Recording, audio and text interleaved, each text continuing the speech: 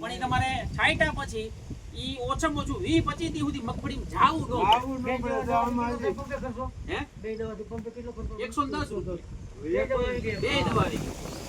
પણ ઈ બે દવા આવ્યા પછી તમારે મગફળીમાં છાંટો તમે એટલે તમારે 20-25 દી સુધી જોવા પડું ન એમ તમને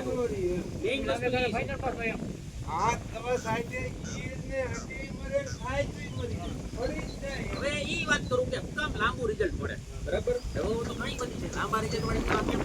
અને આવું કામ છે તો જેમ તમે કીધું એમ કે ઈયળ હોય ને એનું જીવન ચક્ર હોય બરાબર સૌથી પહેલા આવે ઈયળમાંથી તેમાં ઈંડામાંથી ઈયળ નીકળે ઈયળ છે એ એનો કોસેટો બનાવે એ પહેલા 3 અવસ્થામાંથી પસાર થાય જેવી રીતે આપણે પહેલું ધોરણ બીજું ધોરણ ત્રીજું ધોરણ હોય એ રીતે ઈયળનો એક ગુણધર્મ છે દર ત્રીજે દિવસે પોતાના શરીર ઉપરની ચામડી હોય ને બદલે જેમ સાપ બદલે ને એ રીતે દર 3 દિવસ 3 દિવસના 9 તબક્કા થાય એટલે 9 દિવસની ઈયળ આપણને ખેતરમાં દેખાય કે ઈયળ દેખાય છે બરાબર 3 દિવસે ચામડી બદલે 9 દિવસનું તબક્કો પૂરું કરે પછી એ કોસેટામાં જતી રહી કોસેટામાંથી ત્રીજે ચોથે દિવસે ઉડું બને પતંગિયું જે કહીએ ને આપણે એ પતંગિયું બને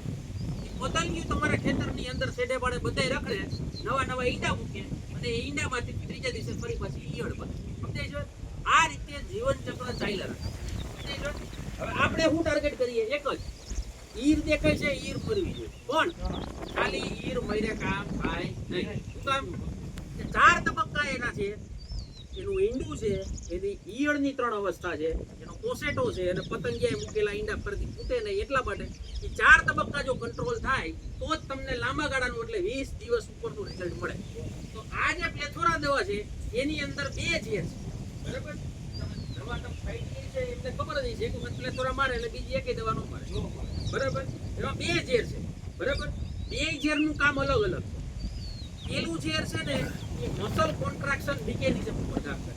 બરાબર આ અંગ્રેજી શબ્દ જેનું ગુજરાતી મસલ કોન્ટ્રાક્શન મિકેનિઝમ એટલે હું મસલ એટલે શરીર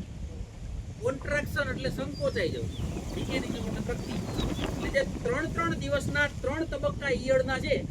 એ 9 દિવસમાંથી કોઈ પણ દિવસ દેખાય ઈયળ અને તમે દવા છાંટશો એટલે ઈ ઈયળનું શરીર સંકોચાઈ જાય શું થાય સંકોચાય મસલ કોન્ટ્રાક્શન મિકેનિઝમ થઈ જાય સમજી ગયા તમે એટલે એનું શરીર સંકોચાઈને મરી જાય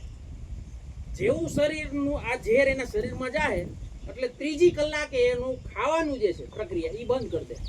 સમજાય છે અને પછી ધીમે ધીમે શરીર સંકોચાય અને મરી જાય હવે બીજું જે ઝેર છે એ શું કામ કરે છે એ આઈજીઆર એક્શન ઉપર કામ કરે આઈજીઆર એટલે કે ઇન્સેક્ટ ગ્રોથ રેગ્યુલેટર એનું ગુજરાતી કરો તો જીવાત વૃદ્ધિ અવરોધક જીવાત વૃદ્ધિ અવરોધક એટલે જીવાતની વૃદ્ધિ છે એને અવરોધે જીવાતની વૃદ્ધિ એટલે શું તો કે એ ઈંડામાંથી ત્રીજે દિવસે ઈયળ બને છે એટલે હું કીધું કે જીવાતે વૃદ્ધિ કરી છે એ ઈયળ દર 3 દિવસે શરીર ઉપરની ચામડી બદલે છે એને વૃદ્ધિ કરી ગયો એટલે ચામડી બદલ્યા પછી 9મા દિવસે એ કોસેટામાં જતું રહીએ એને વૃદ્ધિ કરી ગયો તો આ બીજું ઝેર શું કરે છે એને તબક્કો બદલવા દેશે નહીં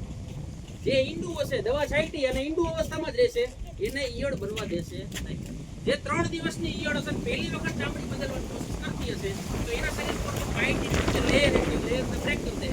એવું લેયર બ્રેક કરશે ઓક્સિજનના સંપર્કમાં આવે એનું શરીરની ચામડી એટલે સીધું એનું મસલ કોન્ટ્રાક્શન મિકેનિઝમ શરીર તરત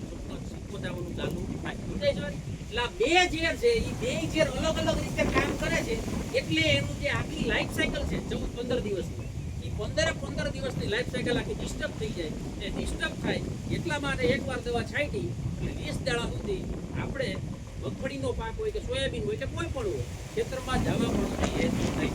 બરાબર કદાચ તમે કોઈ ખેડૂત મિત્રો કોબી વાવતા હોય કોબી વાવો છો ભાઈ નહીં